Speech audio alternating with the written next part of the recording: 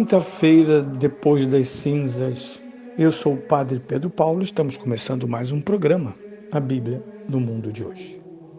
Bem, nesta quinta-feira, em plena quaresma iniciada, vamos mergulhar no Antigo Testamento. Como os profetas souberam ser pregadores da grande quaresma, aquele tempo que pode ser dito como o tempo de Israel. Israel viveu uma grande quaresma antes da chegada do Messias. A quaresma dos dias do deserto, a quaresma dos anos no deserto, a quaresma do exílio, as quaresmas de Israel foram muitas.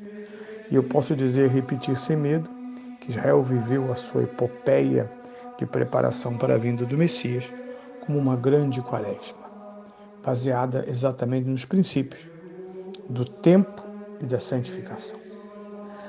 Profeta Joel, capítulo 2, versículos 12 a 18. Diz agora o Senhor: convertei-vos a mim de todo o vosso coração, com jejuns, com lágrimas, com gemidos.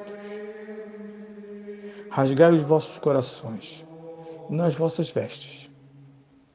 Convertei-vos ao Senhor vosso Deus, porque Ele é clemente e compassivo, paciente e rico em misericórdia. Quem sabe, talvez Ele mude de ideia e volte atrás, deixando ao passar alguma bênção para a oferenda e a libação do Senhor vosso Deus. Tocai a trombeta em Sião, ordenai um jejum, proclamai uma reunião sagrada. Reuni o povo, purificai a assembleia, juntai os anciãos, congregai os pequeninos e os meninos de peito. Sai o esposo dos seus aposentos e a esposa do seu tálamo nupcial. Entre o pórtico e o altar chorem os sacerdotes e digam os ministros do Senhor: tem piedade do teu povo, Senhor. Não transformes em ignomínia a tua herança, para que ela não se torne o escárnio dos povos. Porque diriam: onde está o seu Deus? O Senhor encheu-se de zelo pelo seu país e teve compaixão do seu povo. Bem, palavras de um profeta envolvido no grande mistério da iniquidade de Israel. Nós sabemos que os profetas surgem entre as duas grandes catástrofes. Claro, eles existem antes de uma forma diferente, são os profetas visionários e também fazem milagres, vivem em comunidade. Estou falando do profeta Elias, Eliseu. Mas depois nós chamaremos de literatura profética ou atividade profética os profetas individuais, que surgem primeiramente no 8º século antes de Cristo, em torno de Samaria, a região norte, que será destruída pelos assírios em 722, levando a desgraça e a vergonha. Os samaritanos são um povo marcado por essa tragédia. Depois, o sul, que alguns séculos depois será também devastado por Nabucodonosor. Há uma atividade profética antes, durante e depois do exílio dito da Babilônia. Pois bem, essas palavras são dirigidas a Israel exatamente por causa da grande desgraça que vai tombar sobre eles. É uma chamada. Shub é o verbo hebraico. Convertei-vos, volta Israel. Converte-te a mim de todo o vosso coração. Esse é um tema que está lá na lei. Ama Deus e cumpre a lei com todo o coração, com toda a inteligência, com toda a alma. Converter-se com todo o coração. É um convite a integralizar, a não mecanizar, a não ritualizar simplesmente, a não fingir. Um convite a fugir do superficial. E todos nós sabemos como muitas vezes os nossos sentimentos religiosos são superficiais.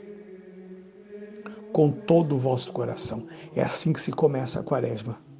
Com todo o vosso coração. Mas mais ainda, com o coração, com jejuns, com lágrimas e gemidos. Trata-se de um evento de reconhecimento. Quando fazemos nosso exame de consciência, e o fazemos de fato, é isso que acontece.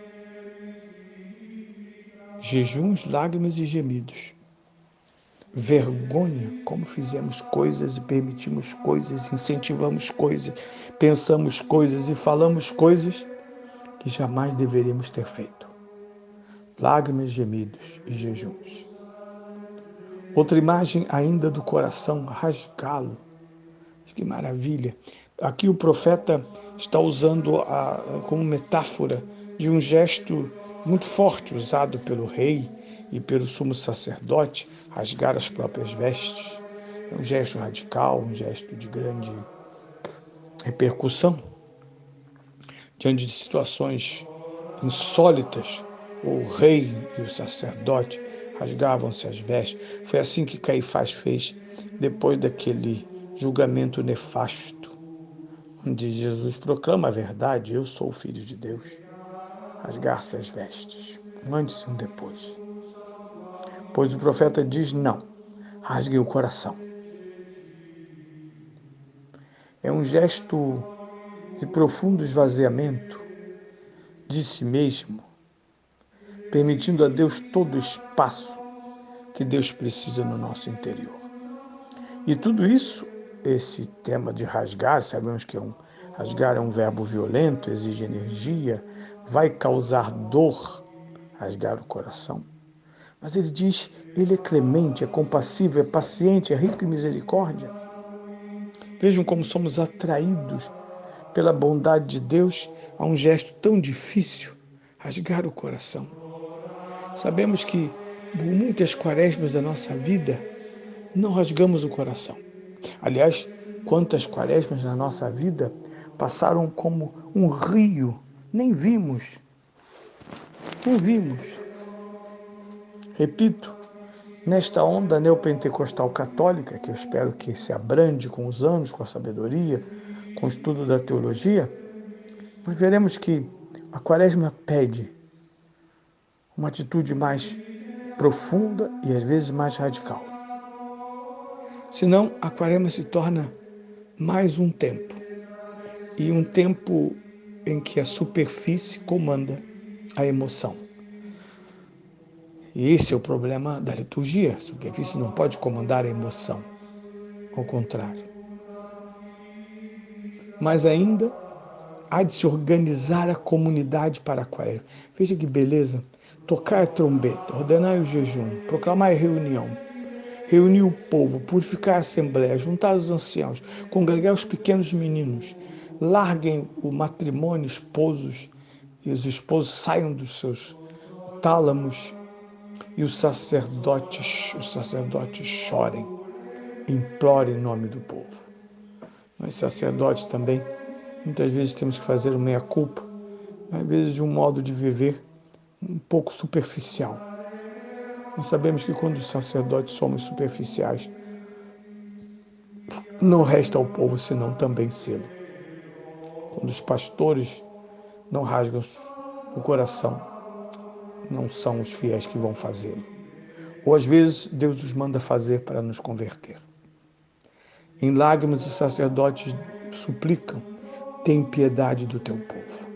Tem piedade do teu povo. Esse é um tempo importante porque nós sabemos que os pecados atraem a ira de Deus. É outro tema que não queremos mais saber. Não se fala mais da ira de Deus, pelo contrário. Deus virou um velho bonzinho, disponível para todas as nossas vontades e necessidades. E a Escritura não diz isso sobre Deus. A Escritura diz: implorem misericórdia diante daquele que é justiça, diante daquele que pode transformar-nos em escárnio dos povos. Aqui e ali percebe-se essa realidade. Portanto, esta experiência de volta, essa experiência de retorno começou. É tempo de não perder tempo. É tempo de rasgar o coração. É tempo de gemidos, de lágrimas e jejuns.